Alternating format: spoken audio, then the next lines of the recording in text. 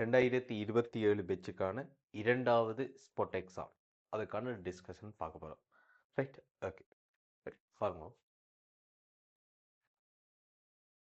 வழக்கமான குறியீட்டில் ஒரு முக்கோணி ஏபிசியில் கோணம் சி 90 பாகையாக இருந்தால், ரைட், அங்கே ஒரு வடிவம் ஒன்று காட்ட சொல்கிறாங்க. என்ன, ஏ வர்க்கம் சக பி வர்க்கம் சைன் ஏ சக பி, ஏ வர்க்கம் சக பி வர்க்கம் சைன் ஏ சக பிக்கு சமனாக இருக்கு. அப்போ இதில் இந்த காட்ட சொன்ன விடையில் இருக்கிற பக்கங்கள் சம்பந்தப்பட்ட பின்னத்தை எடுத்துக்கொள்ளுங்க. ஏ வர்க்கம் சக பி வர்க்கம், அதன் கீழ் ஏ வர்க்கம் சய பி வர்க்கம்.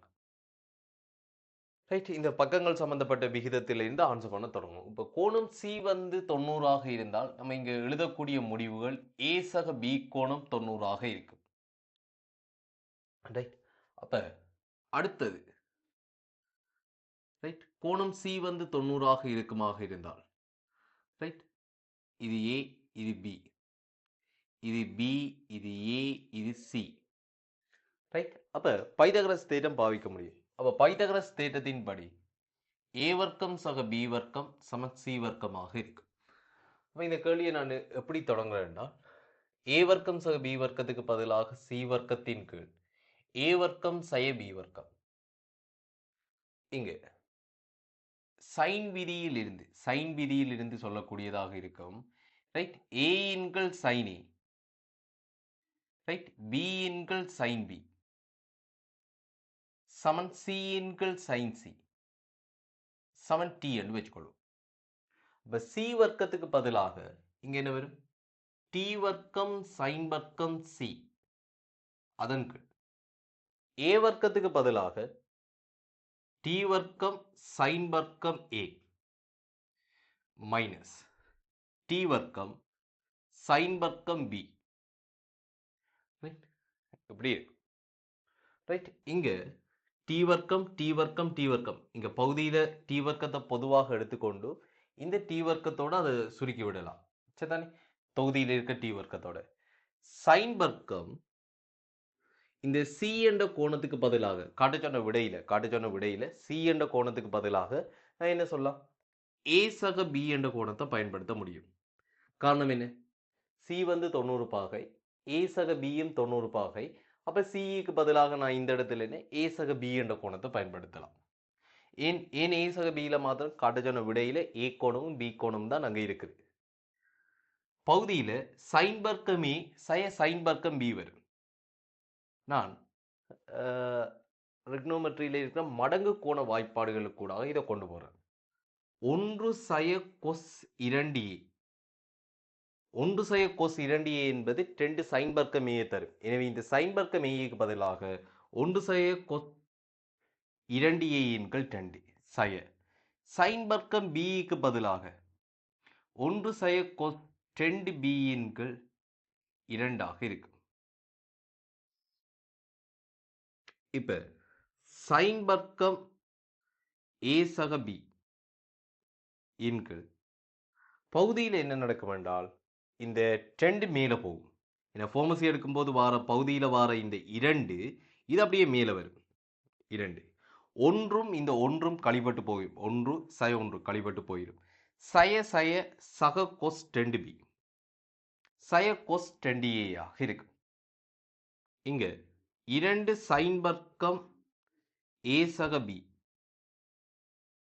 பகுதியில் கொஸ் 2b சய கொஸ் 2a, கொஸ் 2b சய கொஸ் 2a இது எப்படி எழுதலாம் என்று பார்த்தீங்கன்னா, 2 மடங்கு சைனுக்குள்ள கூட்டி 2ஆல பிரிப்போம். அப்ப சைன் ஏ சக பி. சைனுக்குள்ள கழிச்சு 2ஆல பிரிப்போம். ஆனால் கழிக்கும் போது அங்க பின்னுக்கு இருக்கிற கோணத்துல இருந்து முன்னுக்கு இருக்கிற கோணத்தை கழிச்சு 2ஆல பிரிப்போம். அப்ப சைன் ஏ சய பி. எனவே இரண்டும் சுருக்கப்பட சைன் ஏ சக பி சைன் ஏ சக பி சுருக்கப்பட்டு போனால் இங்க சைன் ஏ சக பி இன்கு சைன் ஏ சய பி. எனவே இது எல்லாமே எதற்கு சமனாக இருக்க வேண்டால் ஏ வர்க்கம் சக பி வர்க்கத்தின்கள் ஏ வர்க்கம் சய பி வர்க்கம். எனவே குறுக்கே பெருக்கி விட்டார். சரிதான்? எனவே குறுக்கே பெருக்கி விட்டீங்கன்னு சொன்னால் ஏ வர்க்கம் சக பி வர்க்கம், ஏ வர்க்கம் சக பி வர்க்கம் தர sin a செய்ய b, ரைட், sin a செய்ய b. அடுத்தது இங்க a வர்க்கம் செய்ய b வர்க்கத்தை குறுக்கே பெருக்கி விட்டால், a வர்க்கம் செய்ய b வர்க்கம் குறுக்கே பெருக்கி விட்டால் a வர்க்கம் செய்ய b வர்க்கம் தர sin a சக b. ஓகே, அப்ப இதான் காட்டுச்சோன்னா விடை. அதுக்கு அடுத்தது லிமிட் கேள்வி. இரண்டாவது கேள்வியாக அந்த லிமிட் கேள்வியை பாருங்க. லிமிட் x ஆனது a நோக்கி போகும்போது, x ஆனது a நோக்கி போகும்போது sin x minus sin a,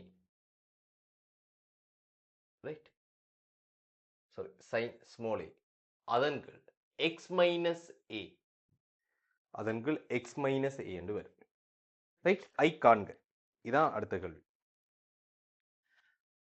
அப்ப இதை கொஞ்சம் சுருக்கும். லிமிட் x ஆனது a நோக்கி போகும்போது 2 மடங்கு சைனுக்குள்ள கழிச்சு 2ஆல பிரிப்போம், கொசினுள் கூட்டி 2ஆல பிரிப்போம், அதன் கீழ் x minus a limit, right, sin x minus a இன் கீழ் 2.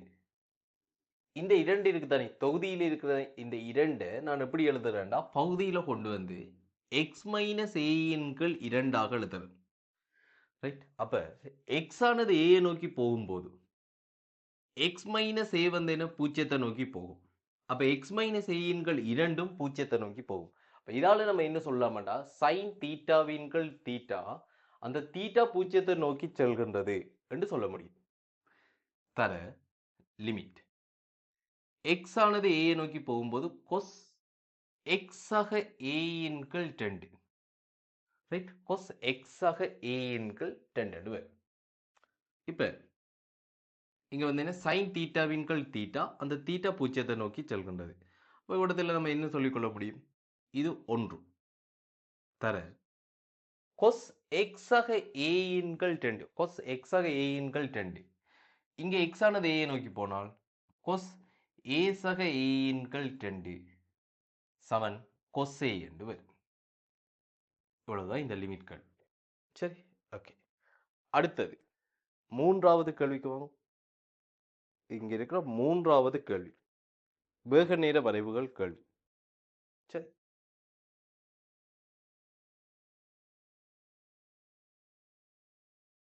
மூன்றாவது ஸ்ட்ரக்சர் என்ன இருக்கிறப்ப இந்த ஸ்பாட் எக்ஸாம்ட நோக்கங்கள் எல்லாம், ரைட், உங்களோட ஸ்ட்ரக்சர்கள், ரைட், ஸ்ட்ரக்சர்கள் உங்களோட டைமிங்குகள், ரைட், டைமிங் பார்த்தீங்கன்னா இதில் 13.5 போட்டு இருக்குமே. அப்போ அந்த ஸ்ட்ரக்சருக்கான டைமிங்குகளை உங்களை என்ன சொல்லுங்க, அந்த டைமிங்கு ஏற்றது போல் உங்களை பழக்கப்படுத்துறது தான் இதோட நோக்கமாக இருக்கு. சரி, ஓகே. அடுத்து மூன்றாவது கேள்வியை பாருங்க.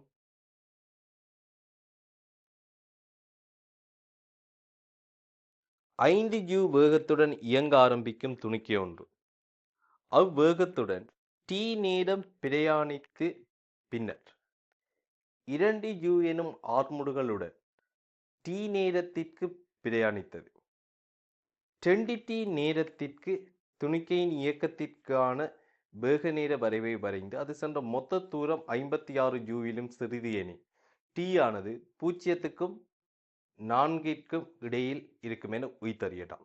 இப்ப 5u வேகத்துடன் இயங்க ஆரம்பிக்கும் துணிக்கை, ஒரு துணிக்கை அதோட இயக்கத்தை தொடக்க வேகம் 5ல ஆரம்பிக்குது. அந்த 5u எனும் வேகத்துடன் குறிப்பிட்ட நேரம் tற்கு இயங்குகின்றது.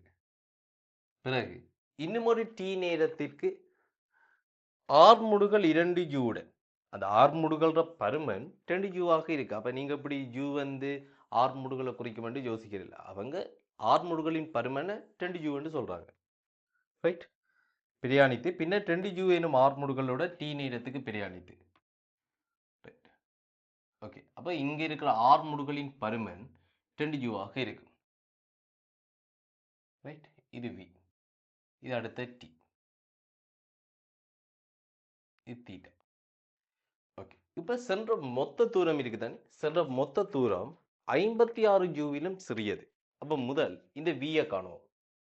tan தீட்டா tan தீட்டா சமன் 2u. ஆர்முடுகளின் பருமன் 2u. இங்க என்ன சொல்லலாம், v sin 5 ஜூவின் கீழ் t சமன் 2u. எனவே இங்கிருந்து v சமன் 5u சக 2u t ஆக இருக்கு. எனவே இதோட மொத்த பரப்பு என்ன வருவீங்க, 5u தர t சக அரை தர சமாந்தர பக்கங்களின் கூட்டுத்தொகை 5u சக v, 5u சக v, ரைட். இது 5u, இது சக v தர t. இது 56 ஜூவிலும் 56 ஜூவை விட அது சிறியது. எனவே இங்க 5 ஜூ தர t, ரைட், அரை 5 ஜூ, அரை தர 5 ஜூ. விக்கு பதிலாக இங்க வந்து என்ன சொல்லுங்க, 5 ஜூ சக 2 ஜூ டி தர டி 56 ஜூவை விட சிறியது, ரைட். அப்ப முழுவதையும் என்ன செய்யலாம்னா நம்ம ஜூவால சுருக்கலாம். எனவே 5 டி இங்க 5 மைந்தும் 10 என்ன, ரைட். அப்ப 10 திருப்பி முன்னுக்கு இருக்க அரை சுருக்கப்பட்டா 5 டி. இந்த 2 சுருக்கப்பட்டால் டி வர்க்கம் என்ன, டி தர டி, டி வர்க்கம் ஜூவால சுருக்கிட்டா 2 சுருக்கப்படும். இங்க 56 விட சிறியது.